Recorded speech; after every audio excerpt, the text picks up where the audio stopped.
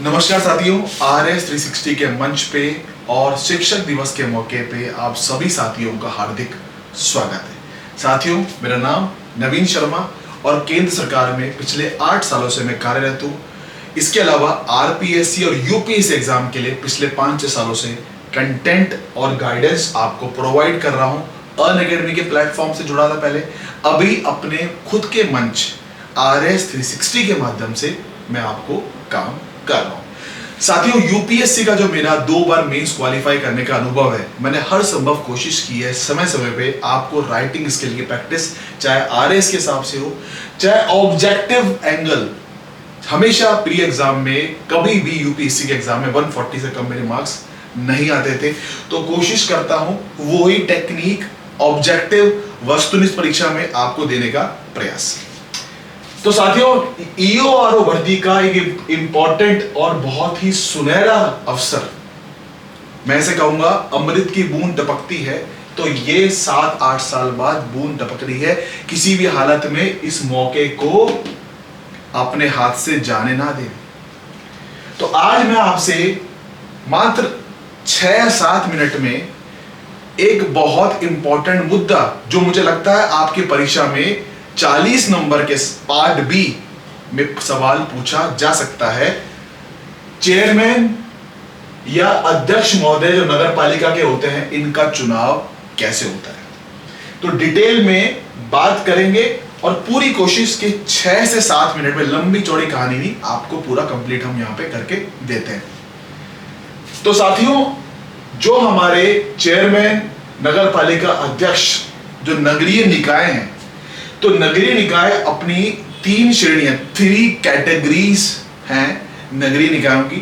First category, पहली श्रेणी, जो हमारे नगर निगम या म्युनिसिपल कॉर्पोरेशन होता है, वहां पे अपन महापौर या मेयर कहते हैं अध्यक्ष को, जो कि हेड है। तो म्युनिसिपल कॉर्पोरेशन, नगर निगम में होगा अध्यक्ष महापौर, इंग्लिश में बोलेंगे मेयर।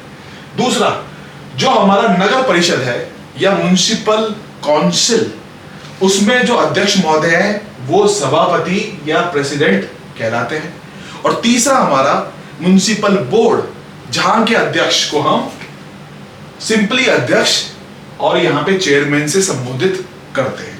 ये तो उसके टर्मिनोलॉजी है। कई बार लोग प्रेसिडेंट और चेयरमैन में कंफ्यूज हो जाते हैं, तो याद रखना प्रेसिडेंट या सभापति होगा म्युनिसिपल काउंसिल के लिए, नगर परिषद के लिए, और चेयरमैन या अध्यक्ष होगा आपका म्युनिसिपल बोर्ड या नगर पालिका के लिए। तो जो हमारी गहलोत साहब की सरकार थी 2008 से 13 के बीच, उस 5 साल के कांग्रेस के कार्यकाल में उन्होंने ये व्यवस्था करी थी, जनता द्वारा प्रत्यक्ष डायरेक्ट चुनाव। जैसे पार्षदों को जनता वार्ड के माध्यम से चुनती है, ठीक है, वार्ड में चुनाव होते हैं और जनता जो है वार्ड से प्रत्याशी खड़े होते हैं और चुनती है, उसी प्रकार ये जो हमारे अध्यक्ष महोदय हैं, इनका चुनाव भी जनता द्वारा डायरेक्ट था 2008 से 2013 वाली पहली वाली कांग्रेस सरकार, गहलोत सरकार के कार्यकाल में। तो यही लाइन लिखी है मैंने, गहलोत साहब का पहले वाला कार्यकाल, टेन्योर, उसमें जनता द्वारा प्रत्यक्ष डायरेक्ट चुनाव का प्रोसेस था।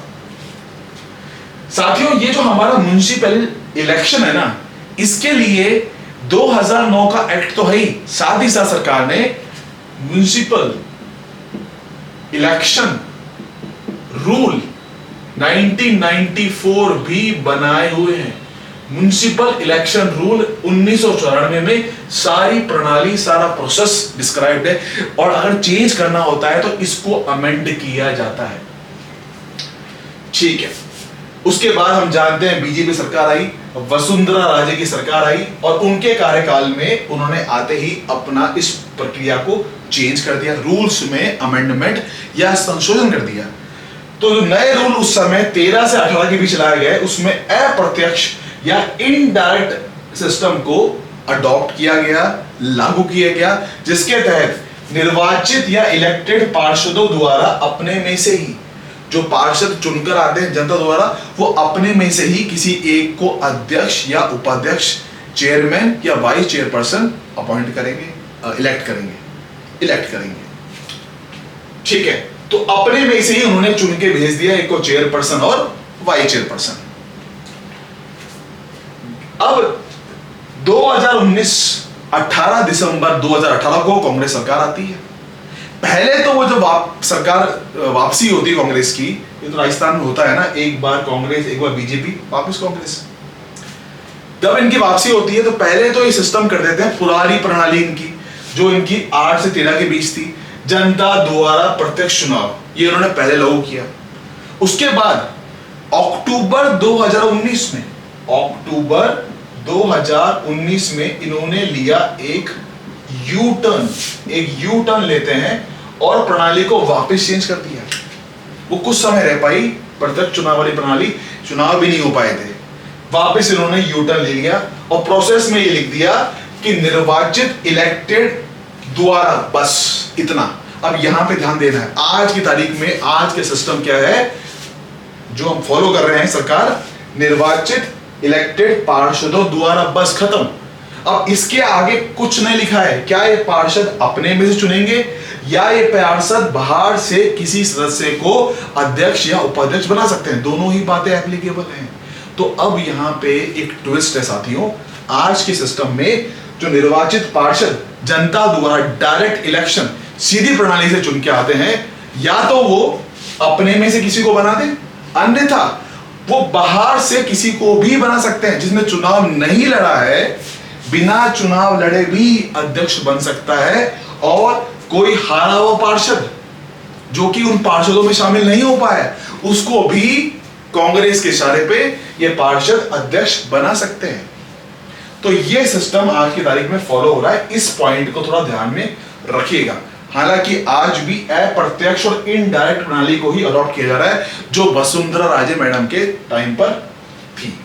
देखिए साथियों, एक दिक्कत ये होती है प्रत्यक्ष चुनाव में, जो कांग्रेस सरकार पहले लाई, तो कांग्रेस सरकार का यह कहना था कि प्रत्यक्ष चुनाव में एक बड़ी समस्या, मान लीजिए पार्षद तो उस म्युनिसिपैलिटी में कांग्रेस के ज्यादा है, लेकिन मेयर के उम्मीदवार में बीजेपी ने इसको खड़ा किया, जनता ने मेयर बना दिया बीजेपी के उम्मीदवार को, तो मेयर बीजेपी का है और जो आपका हमारे पार्षद हैं वो कांग्रेस के हैं, कितनी दिक्कत होगी।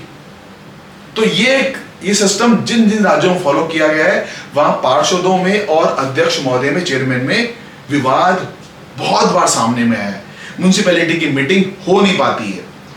तो उस नजरिए से तो ये डिसीजन ठीक लगता है, पर कुछ लोग उसको राजनीतिक एंगल भी देते हैं। उनका कहना यह है कि बीजेपी की लहर चल रही थी, या उनको ऐसा लग रहा था कि कांग्रेस ने कुछ सोच समझ के अपने गुना भाग के अनुसार इसमें परिवर्तन किया। खैर जो भी कारण रहा हो, लेकिन हमें एग्जाम के हिसाब से राजस्थान म्युनिसिपैलिटी अधिनियम 2009 और दूसरा आपका म्युनिसिपैलिटी इलेक्शन रूल 1994 के हिसाब से हमें यह याद रखना है कि प्रणाली इलेक्टेड निर्वाचित पार्षद द्वारा की जाती है, बस इतना है। अब वो चाहे अपने में से हो या बाहर से किसी सदस्य को वो अध्यक्ष के तौर पे चुन लें, इलेक्ट कर लें।